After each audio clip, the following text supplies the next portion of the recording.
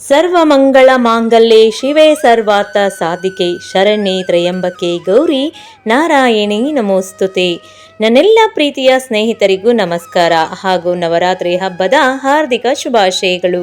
ಸ್ನೇಹಿತರೆ, ಸೆಪ್ಟೆಂಬರ್ 24ನೇ ತಾರೀಕು ಬುಧವಾರದಂದು ದುರ್ಗಾ ಮಾತೆಯ 3ನೇ ಅವತಾರವಾಗಿ ನಾವು ಚಂದ್ರಘಟ ದೇವಿಯನ್ನು ಆವಾಹನೆ ಮಾಡಿ ಪೂಜಿಸಬೇಕಾಗುತ್ತದೆ. ಚಂದ್ರಘಟ ದೇವಿ ಪಾಪನಾಶಿನಿ ಮತ್ತು ಭಯದಿಂದ ದೂರ ಮಾಡುವವಳು. ಅವಳನ್ನ ಭಕ್ತಿ ಶ್ರದ್ಧೆಯಿಂದ ಆರಾಧನೆ ಮಾಡಿದರೆ ಸರ್ವ ಪಾಪಗಳಿಂದ ಮುಕ್ತರಾಗಬಹುದು, ಹಾಗೆ ಭಯದಿಂದ ಪಾರಾಗಬಹುದು. ಚಂದ್ರಘಟ ದೇವಿ ಈ ರೂಪವನ್ನು ಏಕೆ ತಾಳಿದಳು, ಅದರ ಹಿಂದಿರುವಂತಹ ವಿಶೇಷ ಕಥೆಯ ಬಗ್ಗೆ ತಿಳಿದುಕೊಳ್ಳೋಣ. ಸ್ನೇಹಿತರೆ, ಹೊಸದಾಗಿ ವಿವಾಹವಾದಂತಹ ಒಂದು ಸ್ವರೂಪವನ್ನ ದುರ್ಗಾ ಮಾತೆಯ 3ನೇ ರೂಪವಾಗಿ ಚಂದ್ರಘಟ ರೂಪದಲ್ಲಿ ನಾವು ನೋಡಬಹುದು.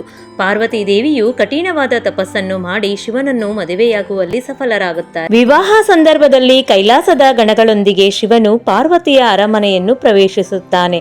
ಅತಿ ಭಯಂಕರನಾಗಿ ಕಾಣುತ್ತಿದ್ದ ಶಿವನನ್ನು ನೋಡಿ ಪಾರ್ವತಿ ದೇವಿಯು ತಾಯಿ ಮೂರ್ಛೆ ಹೋಗುತ್ತಾಳೆ.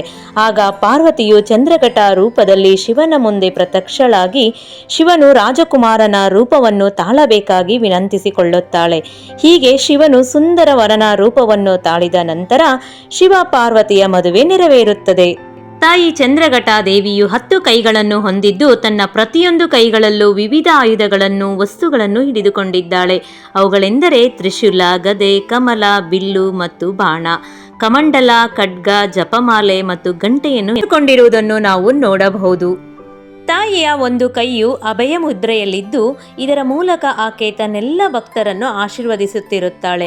ಅವಳು ಚಿನ್ನದ ಮೈಬಣ್ಣವನ್ನು ಹೊಂದಿದ್ದಾಳೆ ಮತ್ತು ಧೈರ್ಯ ಹಾಗೂ ಶೌರ್ಯದ ಸಂಕೇತವಾಗಿ ನಿಂತಿರುವ ತೋಳದ ಮೇಲೆ ಸವಾರಿ ಮಾಡುತ್ತಾಳೆ. ದಿನದ ಪೂಜಾ ವಿಧಾನದ ಬಗ್ಗೆ ನಾವು ತಿಳಿದುಕೊಳ್ಳುವುದಾದರೆ, ಬನ್ನಿ ಮರಕ್ಕೆ ಹೋಗುವಂತವರು ನಾವಾಗಿದ್ದರೆ ಬೆಳಗ್ಗೆ ಎದ್ದಾಗ ಸಮಯ ಸಿಕ್ಕ ಬ್ರಾಹ್ಮಿ ಮುಹೂರ್ತದಲ್ಲಿ ಪೂಜೆಯನ್ನ ಮಾಡಿಕೊಳ್ಳಬಹುದು. ಬ್ರಹ್ಮ ಮುಹೂರ್ತ ಬಂದು 4 ಗಂಟೆ 34 ನಿಮಿಷದಿಂದ ಆರಂಭವಾಗಿ 5 ಗಂಟೆ 21 ನಿಮಿಷಕ್ಕೆ ಮುಕ್ತಾಯವಾಗುತ್ತದೆ.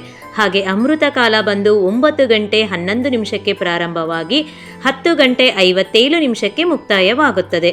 ಸಂಜೆ ಗೋಧೂಳಿ ಸಮಯದಲ್ಲಿ ನೀವು ಪೂಜೆಯನ್ನ ಮಾಡುವಂಥದ್ದಾದರೆ 6 ಗಂಟೆ 14 ನಿಮಿಷದಿಂದ 6 ಗಂಟೆ 38 ನಿಮಿಷದವರೆಗೆ ಸಮಯವಿರುತ್ತದೆ. ಈ ದಿನ ತಾಯಿಗೆ ನಾವು ನೀಲಿ ಬಣ್ಣದ ಬಟ್ಟೆಯಿಂದ ಅಲಂಕಾರವನ್ನ ಮಾಡಬೇಕು. ಹಾಗೆಯೇ ನಾವು ಕೂಡ ನೀಲಿ ಬಣ್ಣದ ಬಟ್ಟೆಯನ್ನು ಧರಿಸಿಕೊಂಡರೆ ಒಳ್ಳೆಯದು. ಈ ನೀಲಿ ಬಣ್ಣವನ್ನು ಧರಿಸುವುದರಿಂದ ನಮ್ಮಲ್ಲಿ ಆಧ್ಯಾತ್ಮಿಕತೆ, ರಕ್ಷಣೆ ಮತ್ತು ಶಾಂತಿಯನ್ನು ಸಂಕೇತಿಸುತ್ತದೆ. ಅಷ್ಟೇ ಅಲ್ಲದೆ ಸಂಪತ್ತನ್ನು ಕೂಡ ಪ್ರತಿನಿಧಿಸುತ್ತದೆ. ಈ ದಿನ ವಿಶೇಷವಾಗಿ ದೇವಿಗೆ ನಾವು ಕಮಲದ ಹೂಗಳ ಅರ್ಪಣೆಯನ್ನು ಮಾಡಬೇಕು.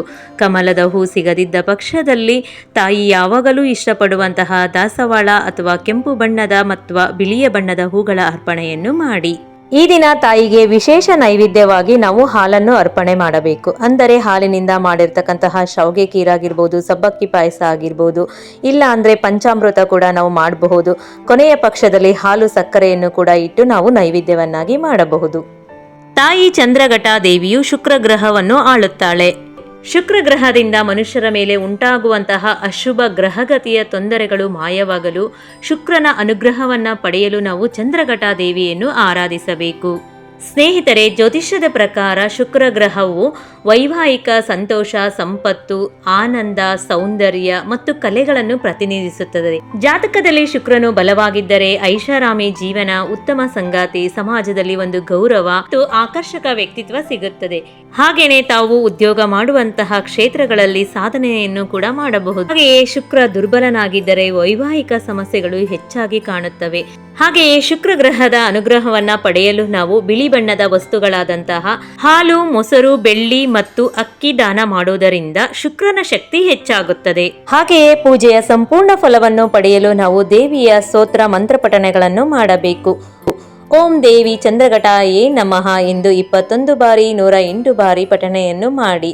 ಹಾಗೆ ಪ್ರಾರ್ಥನಾ ಮಂತ್ರ: ಪಿಂಡಜ ಪ್ರವರೂಢ ಚಂಡಕೋಪಸ್ಥ ಕೈಋತ ಪ್ರಸಾದಂ ತನುತೆ ಮಹ್ಯಂ ಚಂದ್ರಘಂಟೇತಿ ವಿಶ್ರುತ ಯಾ ದೇವಿ ಸರ್ವಭೂತೇಷು ಮಾಂ ಚಂದ್ರಘಟ ರೂಪೇಣ ಸಂಸ್ಥಿತ ನಮಸ್ತಸ್ತೈ ನಮಸ್ತಸ್ತೈ ನಮಸ್ತಸ್ತೈ ನಮೋ ನಮಃ. ಇದರೊಂದಿಗೆ ದುರ್ಗಾದೇವಿಯ ಸ್ತೋತ್ರ ಆಗಿರ್ಬೋದು, ದುರ್ಗಾದೇವಿ ಅಷ್ಟಕಂ, ದುರ್ಗಾ ಚಾಲಿಸ್, ದೇವಿ ಪುರಾಣ, ಲಲಿತ ಸಹಸ್ರ ನಾಮಾವಳಿ, ದುರ್ಗಾ ಕವಚ, ಆದಷ್ಟು ಹೆಚ್ಚು ನಿಮಗೆ ಆದಷ್ಟು ಸ್ತೋತ್ರ ಮಂತ್ರಗಳನ್ನು ಹೇಳಿ ದೇವಿಯ ಆರಾಧನೆಯನ್ನು ಮಾಡಿ ಅದರೊಂದಿಗೆ ಮನೆಗೆ ಬಂದಿರುವಂತಹ ಮುತ್ತೈದರಿಗೆ ಮರೆಯದೆ ಅರಿಶಿನ ಕುಂಕುಮವನ್ನು ಕೊಡಿ.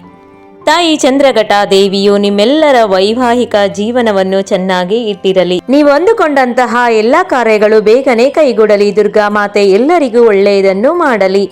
ವಂದನೆಗಳು.